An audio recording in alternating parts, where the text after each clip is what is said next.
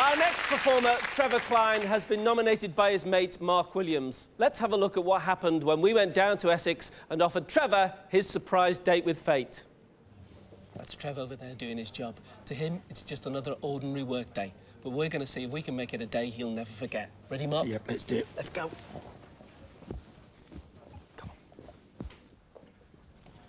Trevor? Hi, Trev. Can I just interrupt your sale there? Of course you can, Liz. How you doing? Sorry about this. You all right? Yeah, I'm fine, thank you. Are you Trevor Cline, the famous magician? I am indeed, yes. All right. I don't know about so much famous. Well, you could be very soon, because you know Mark, don't you? I do indeed. Mark here has put you up for a spot on Give Your Mate a Break. He reckons you've got everything you need to be a star. He reckons you can do it. So, how do you fancy it? Do you want to come and do it? I will do that for you, Les, no problem. You've got to prove it to the public. Right. I shall prove it. Well, is he still ready to prove it? Ladies and gentlemen, Trevor Cline!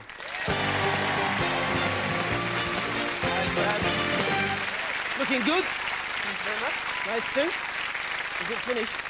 If only they had. Time ran.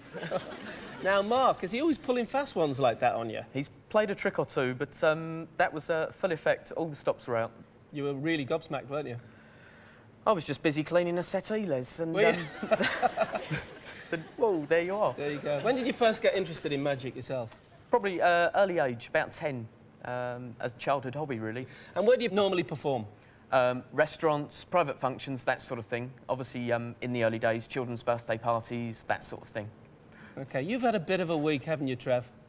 I've had a time of it, yeah. You've had a time of it. All right, let's have a look.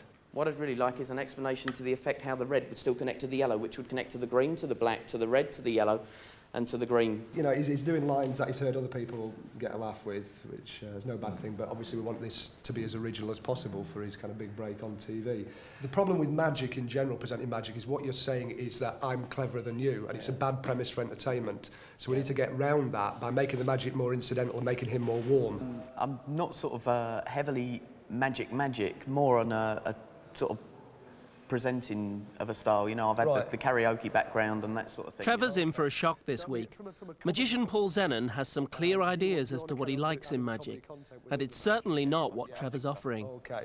So the whole thing that says to me there with the yellow blazers, kind of Maplin's Heidi-High-ish. Yeah, absolutely. A bit holiday campish, and also the prop table here is kind of, it's a bit cruise ship cabaret, you know. I mean, the kind of stand-up stuff on here is probably a bit small for our setting, but what I'm thinking is the close-up stuff would work really well maybe in the audience. And when you're doing the stand-up, you are becoming a little bit robotic. You go through the lines, and it's as though you're doing a sales pitch, and that's what we want to lose. I feel a bit defeated, really. I've got nothing. By about sort of lunchtime, I was feeling that I'd been completely broken to, in effect, be rebuilt, which is much what I expected, but it's easier said than done, and it's not that great while it's happening. Part of my feeling is that if you're going to do kind of close-up magic, you don't really want to be using anything proppy that looks like a stage, you know, like a glitzy box thing. You want the everyday use? Yeah, I'm a big fan of kind of like ordinary objects, because, you know, people for some reason assume that if they see something that they handle every day, cutlery, coins, whatever, it's real. It doesn't look like a fakey prop. I don't know how you feel. Yeah, and again, it's very interactive. You've borrowed something. Even after Paul's taken the act to bits, Trevor's still keen to impress him, even when it comes to what he wears. None whatsoever. But Paul's just desperate to get me away from this cheesy showbiz holiday camp look. David Copperfield gets the Statue of Liberty, you get a stool. This is something that could come within the audience. It's the middle of the week, and Trevor's biggest issue now is how to make close-up magic work in a studio and for the viewers at home. Maybe do it on the catwalk and get a couple of people up. I'm not sure on that. I think perhaps we'll maybe have a word with Kim on the stage with it, yeah? Oh yeah, we could do some sticking a funny line there. Most people have, you know, I don't know, some fantastic 6'2" models or whatever I've got on the stall. Yeah, I was going to say There's always the thought of letting people down come the actual performance time, but in the meantime, all I can do for myself, the more I practice it, the more confidence that will install within me. Like that? Yeah. Got you. Okay. Although we want to know, you want to refer to the names, we don't care where they're from, we don't care that you've never met them before, it doesn't matter. Because, you know, we were concerned about the idea of having a stooge, they might think it's stooge. With this, the trick hopefully negates that. The only thing that would be against something like this, and I'm sure Paul would say the same, is obviously during the routine there's going to be some playing cards. You're going like, or you're going like, hey. and it's all, you know, it's kind of it's a bit Sammy Davis Jr. You know, hey, you're beautiful, don't go changing. Was Paul to make a comment here, he'd say it's back to like not Liberace but Cruise, because. I don't think we have to put too much emphasis on Paul, because he's an expert in his field. The important thing is that the comedy's got to come out of the situation. It's not you doing jokes as such. It's kind of the, you know, by the end of the week, Trevor's listened to everything Paul's taught him, and the new act is almost ready. Paul, though, is about to drop a bombshell. Right, basically we've got a fairly major problem in that the producers are not convinced that we should do one long trick. Right. So in some ways they prefer sort of short, snappy bits. So I'm going to try and come up with some bits of ideas. I've got a few ideas already, but basically we've got our work cut out because we've got to come up with a totally different 3-minute routine in a day. These things are sent to test. So, Trev, you have had a testing time of it, haven't you? Fairly tough, must say, yeah. Now, Paul started there by saying that he wanted to get rid of the cheesiness and the holiday camp image. Mm-hmm. How did you feel about that when he said it? It was of no great surprise, to be perfectly honest. At the end of the day, Les, we're approaching the millennium, so the magic's got to move with the times. Now, the timescale, you talked about that as well. Normally, you would get 3 months to polish an act, but at that stage, we were asking you to do it in, what, with 3 or 4 days left? That's right. I mean, well, 2.5, really. At the last minute, it changed again, with only 1 day to go. Sure. We took the whole middle chunk of the routine out, and last night I spent the whole evening in the hotel learning my script. But you said to me today that you feel a lot happier about what you're going to do out there. I feel I've got something more to show the folks. OK, Trev, you know what happens now? I have to ask you, are you ready? As they say, as I'll ever be.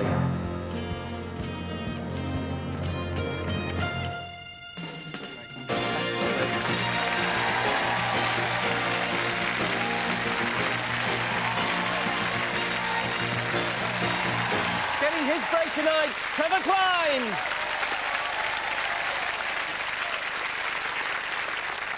Good evening.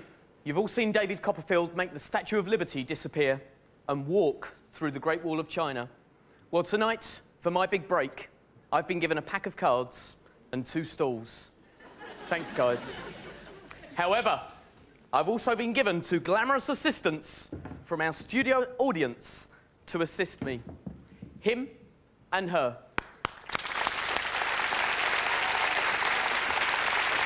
Please.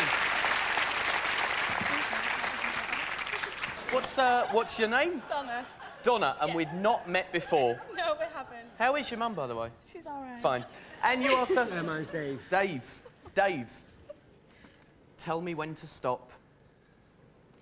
No. Have that one, Dave.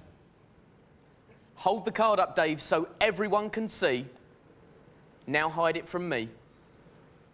Dave, I bet you 20 quid I can name that card. Go on, then.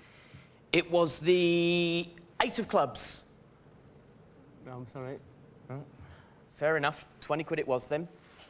What was your card, Dave? The 4 of diamonds. 4 of diamonds. Do you take credit cards, Dave? Go on, then. Just for tonight. Just for tonight? Well, I'm sure that will do nicely.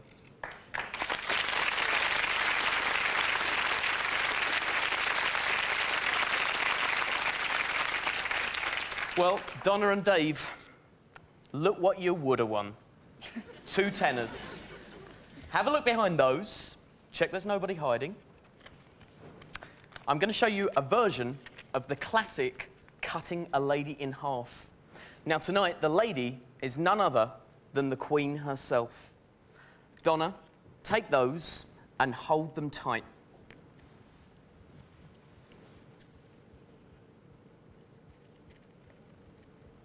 Now, I want to make sure that you can actually see that I'm cutting the notes, because I don't want you saying later that I didn't really cut through them.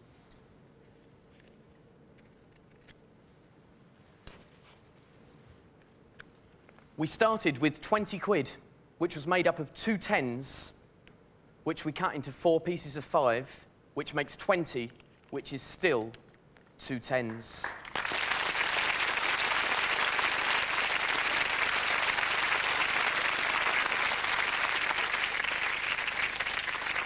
Now, most magic shows end with a death-defying illusion. Tonight, I'm going to finish by doing a trick using bananas. Now, these might look like very small bananas, but actually, I've got really big hands. Dave, pick a banana. This one, Trev. Are you sure? Yeah, positive, yeah. Would you like to change your mind? No, I'll stick with that one. Do you want to phone a friend?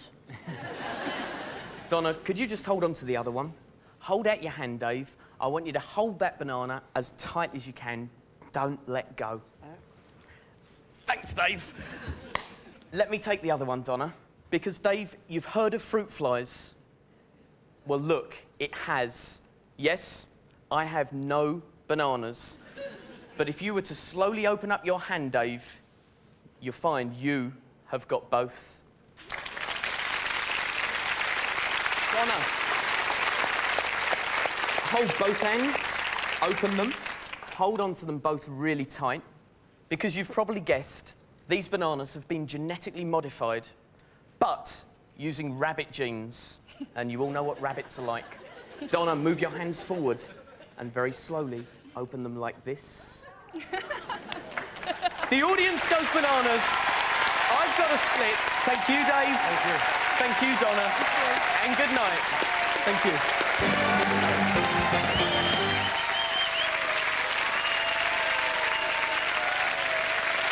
Well done, Trev.